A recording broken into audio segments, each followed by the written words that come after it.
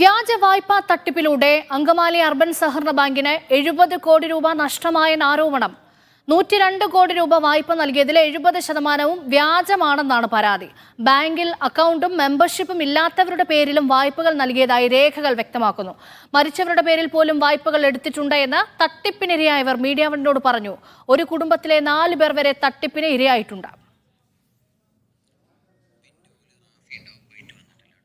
റാഫി കരീം വിവരങ്ങൾ നൽകും. റാഫി, തട്ടിപ്പിന്റെ എന്തെല്ലാം വിവരങ്ങളാണ് പുറത്തേക്ക് വരുന്നത്? ബാങ്കിൽ എന്തെല്ലാം ക്രമക്കേടുകൾ നടന്നിട്ടുണ്ട് എന്നാണ് നമ്മൾ മനസ്സിലാക്കേണ്ടത്?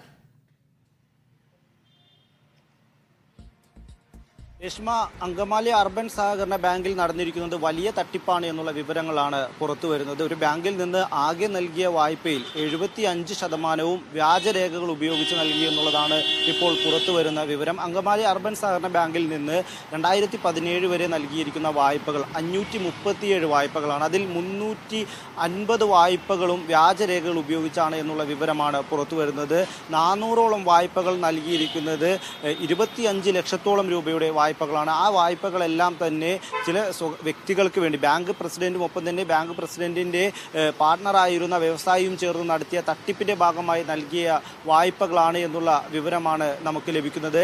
ആകെ ഈ ബാങ്കിന് നൽകാൻ കഴിയുന്ന പരമാവധി വായ്പാ തുക 25 ലക്ഷം രൂപയാണ്. ആ 25 ലക്ഷം രൂപ 362 ആൾക്ക് നൽകിയിരിക്കുന്നു എന്നുള്ളതാണ് ഞെട്ടിക്കുന്ന വിവരം പുറത്തു വരുന്നത്. 90 കോടി 50 ലക്ഷം രൂപയുടെ വായ്പയാണ് ഈ ഇനത്തിൽ മാത്രം ബാങ്ക് നൽകിയിരിക്കുന്നത്. ഇതിൽ 75 കോടി രൂപയുടെ വായ്പയും വ്യാജരേഖകൾ ഉപയോഗിച്ച് വ്യാജമായി നൽകിയിരിക്കുന്ന വായ്പകളാണ് എന്നുള്ളതാണ് നമുക്ക് മനസ്സിലാക്കാൻ കഴിയുന്നത്. നേരത്തെ ഈ വായ്പ നൽകിയ ആളുകൾക്ക് വായ്പാ തിരിച്ചടവിന് വേണ്ടി ബാങ്ക് നോട്ടീസ് നൽകിയിരുന്നു. ഈ വായ്പാ തിരിച്ചടവിന് നോട്ടീസ് ലഭിച്ച ആളുകൾ ബാങ്കിലെത്തിയതോടെയാണ് ഈ തട്ടിപ്പ് പുറത്തു വരുന്നത്. ഒക്ടോബർ മാസം ഈ ബാങ്കിന്റെ പ്രസിഡന്റായിരുന്ന PT പോൾ മരിക്കുന്നു. ഇതിന് ശേഷമാണ് വായ്പാ തിരിച്ചടയ്ക്കുന്നതിന് വേണ്ടി ആളുകൾക്ക് ബാങ്ക് നോട്ടീസ് നൽകുന്നതും ഈ തട്ടിപ്പ് പുറത്തു വരുന്നതും. ഇങ്ങനെ ബാങ്കിലേക്ക് എത്തിയ ആളുകൾ നൽകുന്ന വിവരമനുസരിച്ച് മരിച്ച ആളുകളുടെ പേരിൽ പോലും ലോൺ ബാങ്ക് നൽകിയിട്ടുണ്ട്. ഒപ്പം തന്നെ ഒരു കുടുംബത്തിലെ 4 ആളുകളുടെ പേരിൽ 25 ലക്ഷം രൂപ വീതം 1 കോടി രൂപയാണ് ബാങ്കിൽ നിന്ന് ലോൺ നൽകിയിരിക്കുന്നത്. ഈ 4 ആളുകളിൽ ഒരാൾ മരിച്ച വ്യക്തിയാണ്. 3 വർഷം മുൻപാണ് ഈ വ്യക്തി മരിച്ചത്. ഒപ്പം തന്നെ വിദേശത്ത് 2 വർഷമായുള്ള ആളുടെ പേരിൽ പോലും ലോൺ നൽകിയിരിക്കുന്നു എന്നുള്ളതാണ്. ഈ ലോണുകളെല്ലാം നൽകിയിരിക്കുന്നത് വ്യാജരേഖകൾ ഉപയോഗിച്ചാണ് എന്നുള്ള വിവരമാണ് ഒടുവിലായി പുറത്തു വരുന്നത്.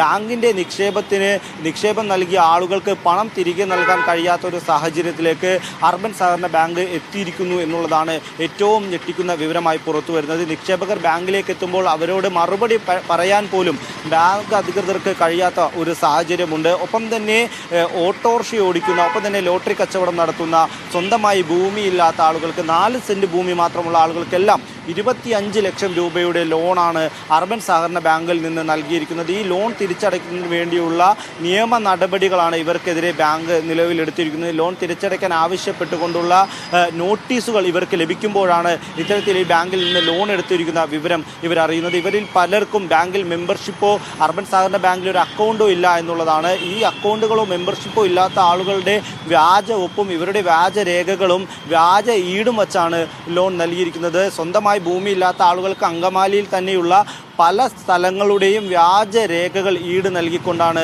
ലോൺ നൽകിയിരിക്കുന്നത്. ഇതുമായി ബന്ധപ്പെട്ട് സഹകരണ വകുപ്പ് അന്വേഷണം ആരംഭിച്ചിട്ടുണ്ട്. ഒപ്പം തന്നെ പോലീസും അന്വേഷണം ആരംഭിച്ചിട്ടുണ്ട്. ED കള്ളപ്പണവുമായി ബന്ധപ്പെട്ടുള്ള അന്വേഷണം നടത്തണമെന്ന് ആവശ്യപ്പെട്ടുകൊണ്ട് EDയിൽ പരാതി നൽകിയിട്ടുണ്ട്.